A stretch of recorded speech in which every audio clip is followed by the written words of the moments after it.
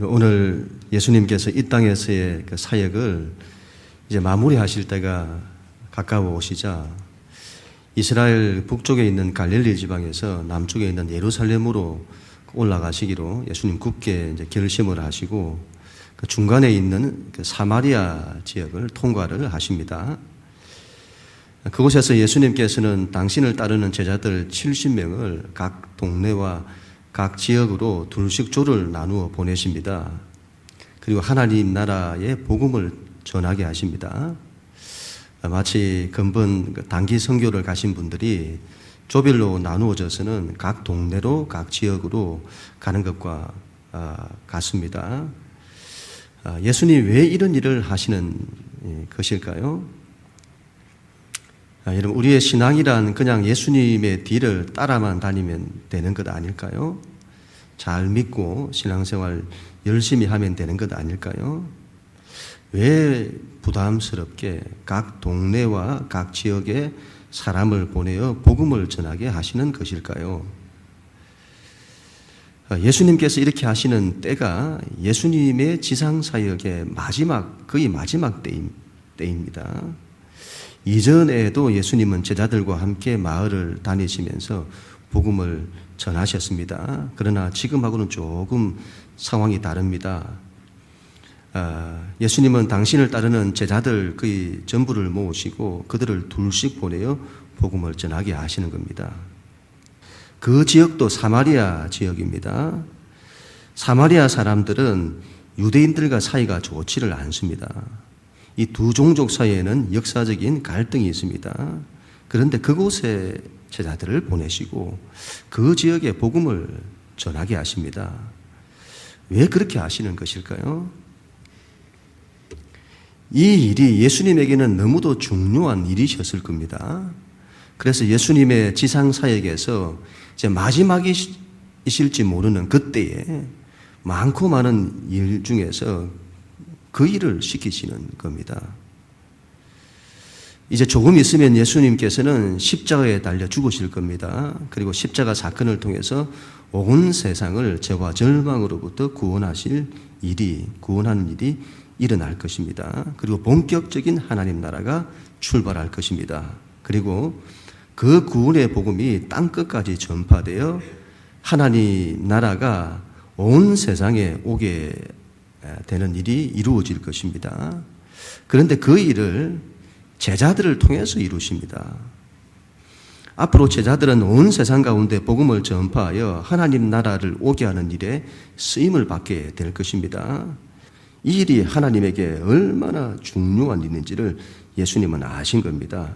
그리고 예수님께서는 그 제자들이 그 일을 감당하도록 앞으로 역사 가운데 오신 예수님이 그들과 이제 함께는 안 하실 건데 그때 그들이 그 일을 감당하도록 미리 훈련시키시고 가르치시는 겁니다.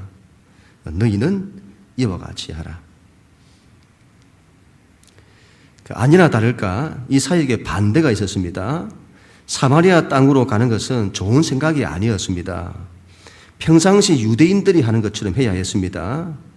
갈릴리 지방에서 예루살렘으로 갈 때는 중간에 있는 사마리아 땅을 통과하지 않고 돌아갔어야 했습니다. 그런데 예수님 굳이 사마리아 땅을 통과하십니다. 왜 그렇게 하실까요? 왜 그렇게 하시죠? 버려진 사마리아.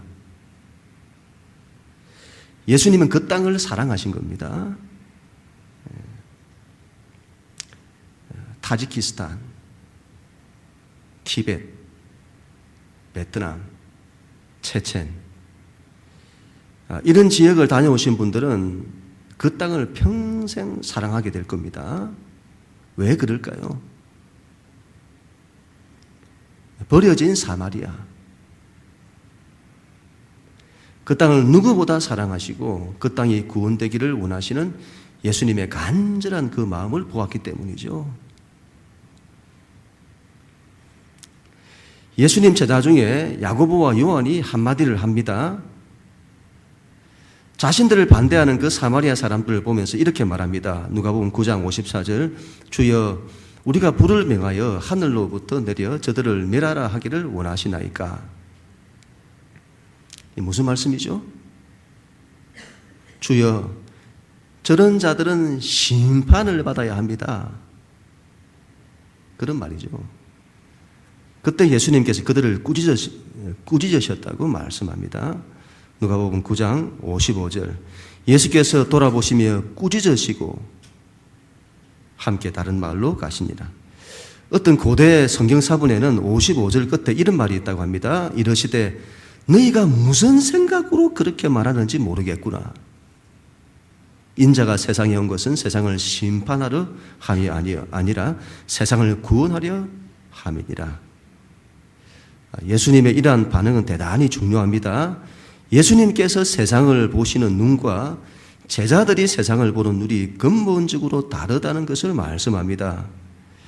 이 제자들은 예수님을 따른다는 사람입니다. 예수님을 믿는다는 사람들입니다. 그런데 그들은 세상을 볼 때 예수님처럼 보지를 못합니다. 그들은 인간의 본성에 이끌려 세상을 봅니다. 그들은 옳고 그름을 가지고 세상을 바라봅니다. 그리고 판단합니다.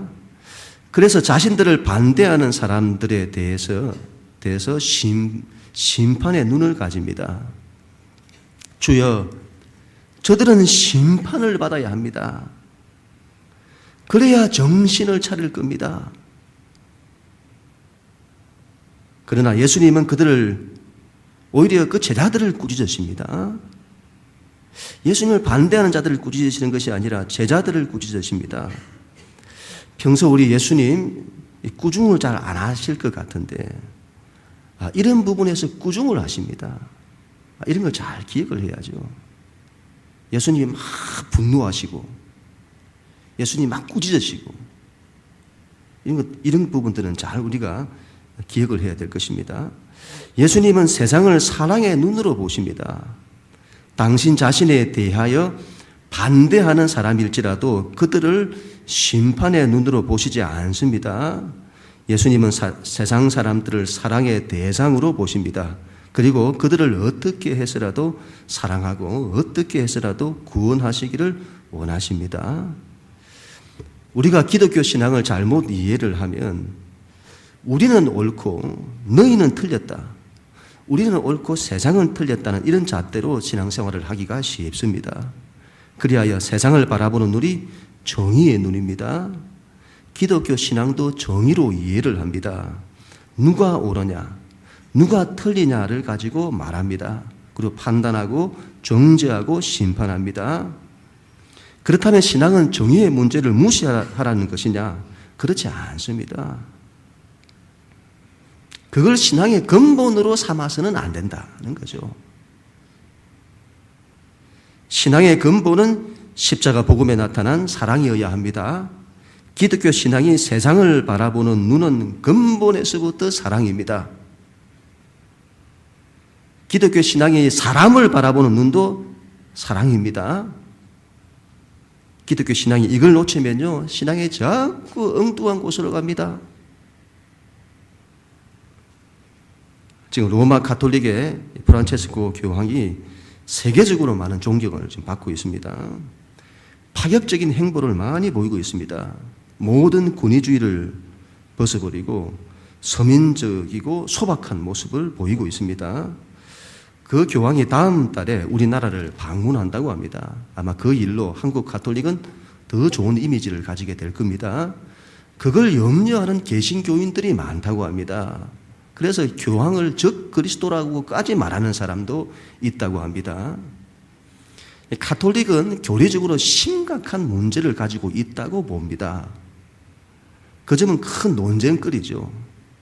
그런 점들은 우리가 다음으로 미루고 오늘 우리가 기억해야 할 것은 그 교황이 보이고 있는 예수 그리스도의 사랑의 모습입니다. 전 세계 유대교나 이슬람교가 보여주지 못하고 있는 예수 그리스도의 사랑. 기독교 신앙의 가장 근본인 사랑과 평화, 낮아짐, 섬김, 희생. 바로 십자가에 나타난 예수 그리스도의 사랑. 우리는 이것이 얼마나 큰 힘인지를 알아야 합니다. 이것이 얼마나 큰 능력인지를 알아야 합니다. 그런데 우리가 기독교 신앙을 제대로 이해를 못하면 이것이 힘이라는 것을 알지를 못합니다. 그리고 자꾸 다른 걸 구합니다.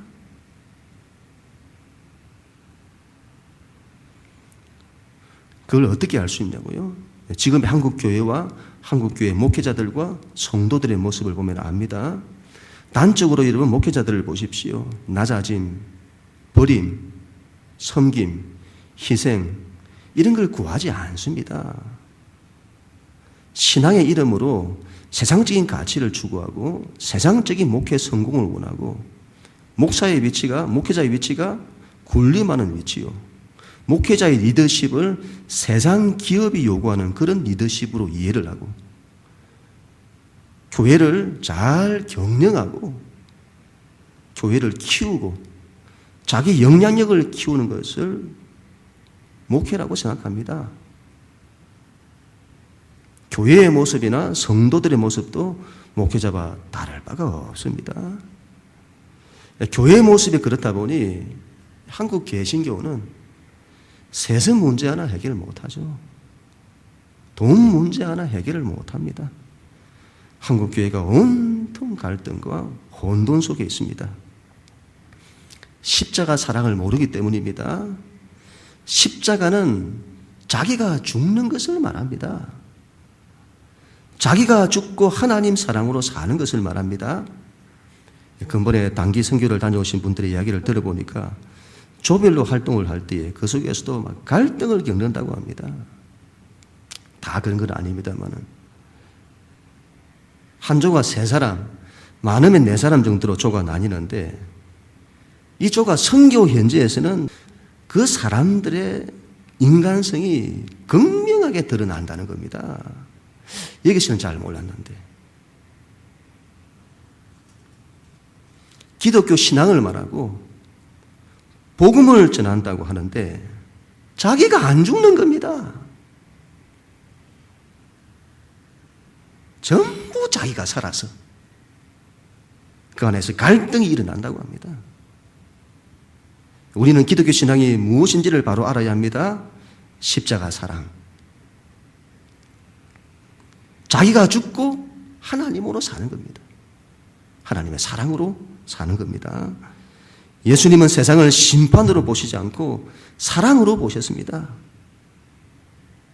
우리는 예수님께서 세상을 바라보시는 그 마음을 가져야 합니다. 사랑의 마음입니다. 사랑의 눈. 이것이 세상의 모든 문제를 푸는 열쇠입니다. 십자가 사랑. 지금 이스라엘과 팔레스타인 사태에 역사적인 깊은 이 상처와 이 원수된 이 미움과 세상의 어떤 것으로도 해결 안 됩니다. 십자가 사랑 외에는. 이게 힘입니다, 여러분. 이게 힘과 능력이라는 걸 알아야 됩니다.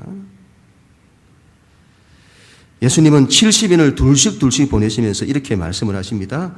1절, 2절 말씀에 그 후에 주께서 따로 70인을 세우사 친히 가시려는 각 동네와 각 지역으로 둘씩 앞서 보내시며 이르시되 추수할 것은 많되 일꾼이 적으니 그러므로 추수하는 주인에게 청하여 추수할 일꾼들을 보내주소서 하라. 예수님께서는 제자들을 보내시며 안타까워하십니다. 추수할 것이 많은데 일꾼이 적다. 해야 할 하나님의 일은 많은데 일꾼이 없다. 대체 예수님은 세상을 어떻게 보시는 것일까요? 추수할 것이 많다니요. 눈을 들어 밭을 보라. 휘어져 추수하게 되었도다. 어디 휘어져 추수하게 되었습니까? 예수님은 그 시대를 추수할 때로 보셨습니다. 대체 세상을 어떻게 보시는 것일까요? 뭐가 추수할 때라는 겁니까? 현실을 몰라도 너무도 모르시는 듯 뜬구름 잡는 얘기만 하시는 듯 우리와는 전혀 공감이 가지 않는 그런 말씀만 하시는 듯 예수님과 우리가 보는 눈이 다르고 코드가 안 맞습니다. 예수님께서는 뭘 보고 계시는 것일까요? 예수님은 하나님의 오랜 역사의 꿈과 목적을 보고 계십니다. 온 세상을 구원하기 원하시는 하나님의 그 마음, 물이 바다를 덮음같이 온 세상이 여호와를 아는 지식으로 가득한 그날을 보기를 원하시는 하나님께서 메시아를 보내셔서 그의 십자가 고난을 통해 세상을 구원하시며 열방으로부터 당신의 백성을 불러 모으시는 그 하나님의 나라, 그 나라가 이루어지기를 간절히 원하시는 예수님은 지금 그걸 보고 계십니다. 예수님께서는 이제 하나님의 오랜 꿈을 이루실 것입니다. 십자가를 이루실 것입니다. 십자가 사건을 통해 우리를 죄와 절망으로부터 구원하실 것입니다. 하나님 나라를 만드실 겁니다. 하나님 나라가 이제 예수님을 통해서 역사 속에 실체로 나타나는 겁니다. 십자가 복음으로 온 인류의 구원의 길이 열린 겁니다. 엄청난 사건이죠. 헨리 포드가 자동차를 만들었습니다. 이런 인류의 역사를 바꾸는 사건. 그리고 그 자동차를 만들고 난 이후에 그는 온 세상에 있는 사람들이 자신이 만든 자동차를 타고 다니는 그날을 꿈꾸었다고 합니다. 스마트폰을 만들었던 삼성이나 애플은 온 세상에 있는 사람들이 자신들이 만든 그 스마트폰을 가지고 다니기를 꿈꾸었을 것입니다. 우리 예수님께서는 세상을 구원하는 유일한 길, 십자가 복음, 그 십자가 복음을 통하여 온 세상 사람들이 구원받는 그 날을 꿈꾸신 것입니다. 십자가 복음을 통해 하나님의 나라가 땅 끝까지 이루어지고 그 나라에 하나님의 백성들이 넘쳐나는 그 날을 보기를 원하신 겁니다. 이런 말이 있죠. 세상은 넓고 할 일은 많다. 신문에 보니까 일본 경제가 지금 아베노믹스에서 막 일어나니까 일들이 많아진다고 합니다. 그런데 정작 필요한 사람을 구하기가 힘들다. 예수님의 말씀은 그런 겁니다. 하나님 나라의 일이 많다. 추수할 곳이 많다. 이 엄청난 생명의 복음이 필요한 곳이 얼마나 많은 곳. 그런데 일꾼이 부족하다. 하나님 말씀하십니다. 내가 누구를 보내며 누가 나를 위하여 갈고. 우리는 예수님의 이 마음을 가져야 합니다. 시대와 역사에 대한 하나님의 마음을 알아 하나님의 일에 동참을 하고자 해야 합니다. 하나님께서 예수님을 통하여 하나님 나라 프로젝트를 진행하고 계십니다. 여러분 얼마나 엄청난 프로젝트인지요. 그 프로젝트를 같이 할 팀원들을 부르십니다. 예수님께서 그 프로젝트를 이루시는데 그 일에 팀원을 부르십니다. 함께 이 일을 같이 해보지 않겠냐? 함께 일을 같이 한번 해보자. 일하는 부르심을 받는 것이 얼마나 엄청난 축복이고 영광인지 모릅니다. 우리를 예수님과 한 팀을 이루어 하나님의 프로젝트에 동참케 하시는 겁니다. 그 일도 다른 일이 아니죠. 온 세상을 바꾸는 일. 죽었던 생명들을 살리는 그 일. 여러분 이 일에 동참되는 것은 대단한 축복인 겁니다. 예수님께서는 세례요한 이후로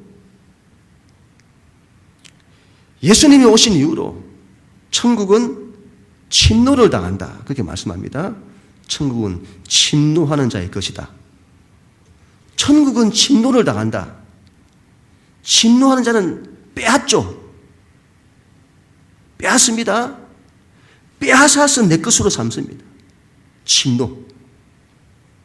왜 예수님 이런 비유를 드실까? 하나님 나라는 침노를 당한다. 침노하는 자의 것이다. 하나님 나라에 대한 적극성. 우리가 십자가 사랑으로, 섬김으로, 낮아짐으로, 희생으로 하나님 나라를 침노하는 자가 되어야 한다는 겁니다. 하나님의 나라를 내 것으로 주여 내가 여기 있습니다. 나를 보내소서. 우리는 우리 자신이 예수님께서 이때 보내신 70인의 제자 중 한 사람이기를, 자신이 그 한 사람이기를 간절히 원해야 될 것입니다. 예수님께서는 제자들을 보내시면서 또 이렇게 말씀하십니다. 3절부터 5절까지 갈지어다 내가 너희를 보냄이 어린 양을 이리 가운데로 보냄과 같도다. 전대나 배낭이나 신발을 가지지 말며 길에서 아무에게도 문안하지 말며 어느 집에 들어가든지 먼저 말하되 이 집이 평안할지어다 하라. 예수님께서 제자들을 각 동네와 각 지역으로 보내시면서 하신 말씀입니다. 예수님은 그들을 담대히 보내십니다. 갈지어다. 그리고 또 말씀하시기를 내가 너희를 보냄이 어린 양을 이리 가운데로 보냄과 같도다. 이 험한 세상에 제자들을 보내시는 예수님의 그 안타까운 마음이 느껴집니다. 세상이 나도 반대했다. 하물며 너희일까 보냐. 믿는 자들은 근본적으로 세상으로부터 반대를 받습니다. 그리고 더 안타까운 것은 우리에게는 그 세상의 반대를 이길 힘이 없습니다. 이리를 이길 힘이 어린 양에게는 없습니다. 어린 양을 이리 가운데로 보냄과 같도다. 그래서 예수님 말씀하십니다. 가는 길에 아무에게도 문안하지 말라. 다른 것에 기웃거리지 말라. 주님께 집중하라. 주님이 맡기신 일에 집중하라. 전대나 신이나 주머니를 가지지 말라. 다른 것을 의지하지 말라. 너희를 맞아주는 곳이 있으면 거기에 가서 머물라. 그리고 그곳에 하나님의 평안을 선포하고 그들의 약한 것들, 병든 것들을 고치며 하나님 나라를 선포하라. 주님께 집중해라. 목자에게 집중해라. 목자가 너희를 지킬 것이다. 양의 이리 가운데서 살아남는 법은 전적으로 목자를 의지하는 것. 목자가 양을 인도하도록 해야 하는 겁니다. 양은 자기 길을 알지를 못합니다. 눈이 어두워가지고. 어디가 길인지, 어디가 푸른 초장이고 실만한 물가인지, 어디가 사망의 골짜기인지 길을 알지를 못합니다. 그 길을 아는 분은요, 목자가 아는 겁니다. 목자에게 맡겨야 합니다. 이것이 너희가 보호받는 길이다. 우리의 신앙이 사람을 의지하고 세상을 의지하고 거기에 기웃거리고 자꾸 세상에 기웃거리고 세상의 것이 너무 아쉬워가지고 자꾸 뒤를 돌아다보고 그렇게 하다가 롯의 아내가 솜기둥이 된 거 아닙니까? 자꾸 미련이 남아서 돌아보다가 신앙은 그걸로 넘어지는 겁니다. 하나님만을 의지하라. 믿음으로 풍랑이 있는 바다 위를 걷는다. 믿음으로 세상을 이긴다. 하나님을 의지하고 하나님께 집중하라. 그렇게 해서 여러분 이 제자들이 보냄을 받았는데 이 70인들이 각 동네와 각 지역에서 사역을 하고 돌아와서는 막 기뻐가지고 막 어찌할 줄을 몰라 보고를 하는 겁니다. 17절 70인이 기뻐하며 돌아와 이르되 주여 주의 이름이면 귀신들도 우리에게 항복하더이다. 70인들이 마을에 가서 사역을 하는데 하나님의 엄청난 역사들이 일어나는 겁니다. 예수님의 이름으로 귀신들이 항복하는 겁니다. 기도를 하는데 주의 역사가 일어나는 겁니다. 예수님께서 하셨던 그런 일들이 자신들을 통해서 일어난 겁니다. 제자들이 놀란 거죠. 그리고 와서는 보고를 하는 겁니다. 근데 그때 예수님이 이렇게 말씀을 하시죠. 20절 그러나 귀신들이 너희에게 항복하는 것으로 기뻐하지 말고 너희 이름이 하늘에 기록된 것으로 기뻐하라.